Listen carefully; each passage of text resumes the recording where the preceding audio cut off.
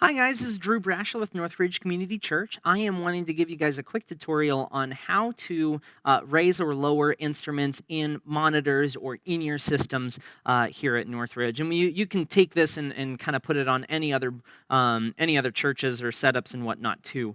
But I'm just going to pretty much be primarily explaining our situation here at Northridge.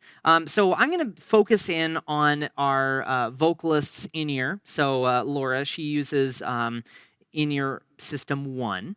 And so I'm going to go ahead and show you guys how to get that set up. So basically what we first do is we go and hit bus 1 through 8.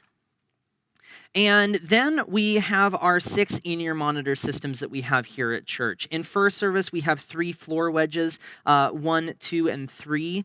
So you can use this for first service as well. But right now we're focusing on the second service with the in-ear systems. So we have in-ear system 1, 2, 3, our drum in-ear monitor, number 5, and then 6.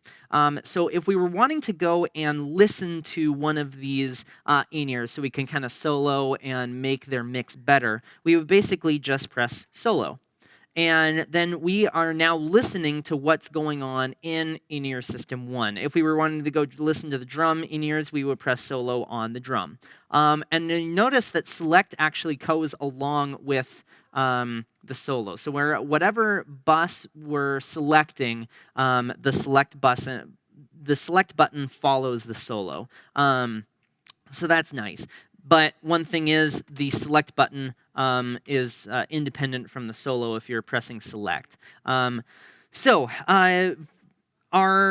Laura wants to get a better mix on the instruments that's going into in-ear 1. So basically what we do now is we go and press Sends on Fader. And this will actually change the board to show you what's being sent into in-ear monitor 1. And I'll show you that one more time. So this is kind of how I have my mix set up and whatnot. And then what we're going to do is we're going to go ahead and press Sends on Fader for in-ear monitor 1, and then the board changes to showing you what's going into in-ear 1. Now another way that you can notice this, and let me zoom in on one of these scribble strips, you'll see that it says bus 1 right up here in the right hand corner. And then if we select in-ear 3, it'll say bus 3. So you can watch that and you can know which way your board is set up just by looking at the scribble strips, and that way you can't mix up if you're messing with your main mix or if you're messing with your in-ear mix. So let's go back to vocal 1. Okay, so to raise or lower instrument into her mix, all you would have to do is raise or lower that fader. So we're going to say she needs more bass in her mix. So we would just go to the bass and we would turn it up. And that's it. And then all you have to make sure to do is go and press the Sends on Fader button again to get your board back into your normal mixing to mix for the house. So now say your drummer needed more bass, we would go and select, and we can also solo as well if we wanted to listen to it. And then you would go find the bass guitar after pressing Sends on Fader. You would go find the bass guitar and turn it up or turn it down. And then you press Sends on Fader and you can clear your solo. And then you're back to working with the DCAs.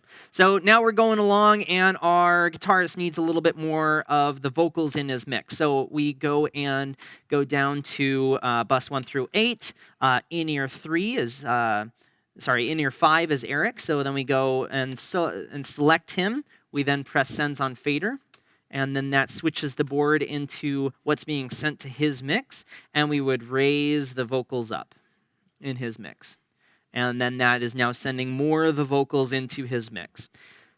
So that is how you just do all of the monitor mixing here at the church. You can also use the bus sends up here. So say you wanted to go and select your bass guitar and turn him up in mix 3. All you would have to do is select bass guitar and then go select 1 through 4, and then turn it up in 3.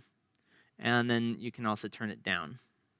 So if we wanted to watch that, we can go Sends on Fader. Also, with the Sends on Fader, you can select any channel and then see what's going on in the right-hand side in these 8 faders. So then you can go through bus 1 through 8 or bus 9 through 16 and seeing what's being sent from this specific channel to the different groups. But we'll go ahead and watch fader 3 right here.